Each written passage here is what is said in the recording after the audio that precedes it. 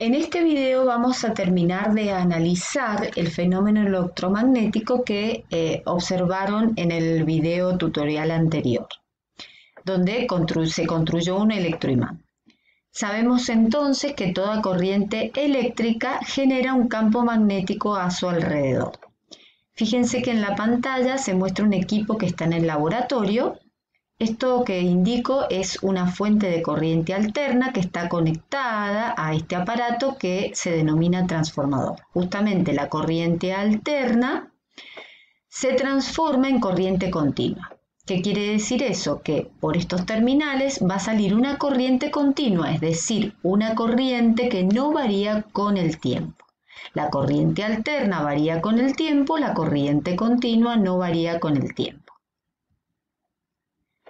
Bien, además de este aparato, fuente y transformador, tenemos en el equipo una bobina que tiene 800 espiras.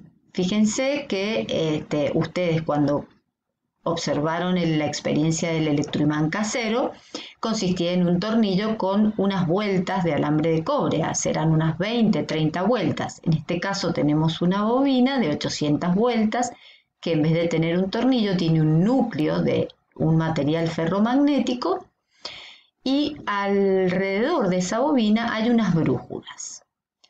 La bobina está inicialmente desconectada al transformador. Si observamos las brújulas con la bobina desconectada, todas las brújulas están indicando aproximadamente la misma dirección norte-sur, es decir, la partecita roja de esta brújula y la aguja, el extremo rojo de esta brújula están indicando al norte geográfico.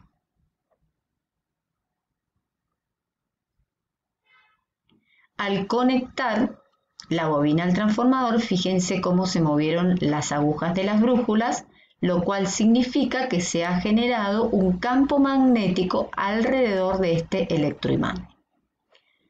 Si sacamos la barra de hierro, las agujas siguen también atraídas por ese campo magnético porque sigue habiendo campo magnético.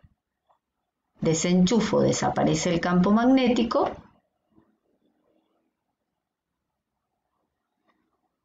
Enchufo y aparece el campo magnético aún sin haber una barra ferromagnética en su interior. Fíjense este detalle. La brújula tiene una aguja imantada, es decir, que esta aguja es un imán pequeño. El extremo rojo de la aguja es el polo norte de ese imán pequeño y el extremo sur de la aguja es el polo sur del imán.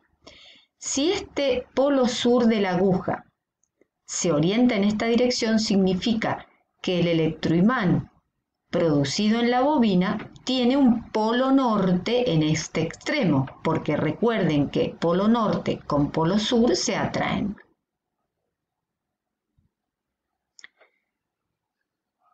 Cuando uno coloca la barra del material ferromagnético, sigue habiendo un polo norte en este extremo y además fíjense que como la corriente es continua, ese polo norte está fijo, no varía con el tiempo, es decir, el campo magnético generado no varía con el tiempo. ¿Por qué? Porque la corriente es continua.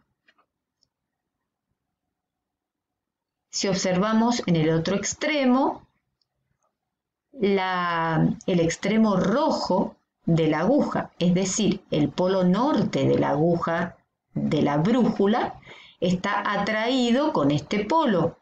Justamente acá hay un polo sur, que es el polo sur del electroimán.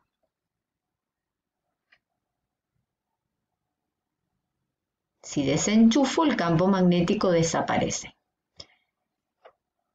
En síntesis, toda corriente continua genera un campo magnético a su alrededor que no varía.